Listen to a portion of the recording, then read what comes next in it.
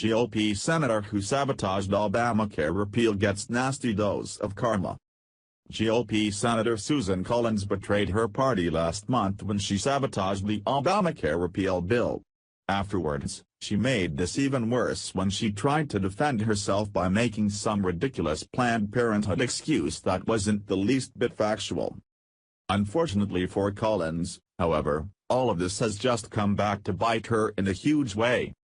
Town Hall reported that the latest polls in Collins' home state of Maine had 60% of respondents say that they were less likely to vote for Collins in a primary due to her vote on Obamacare repeal.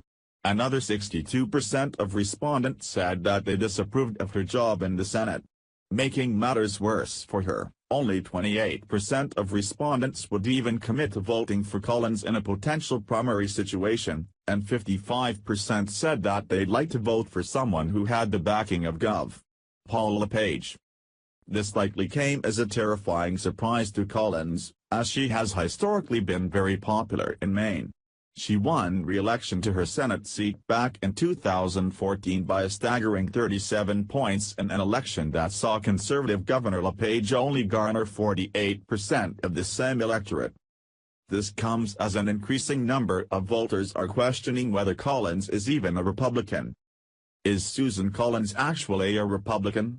She conferences with the Republicans, there's an R next to her name, but a question mark is more appropriate, said Jason Pye, Vice President of Legislative Affairs for FreedomWorks.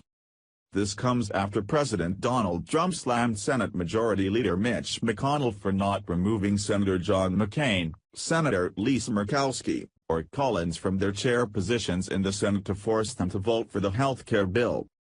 He should have known that he had a couple of votes that turned on him and that should have been very easy to handle, whether it's through the fact that you take away a committee chairmanship or do whatever you have to do, Trump said.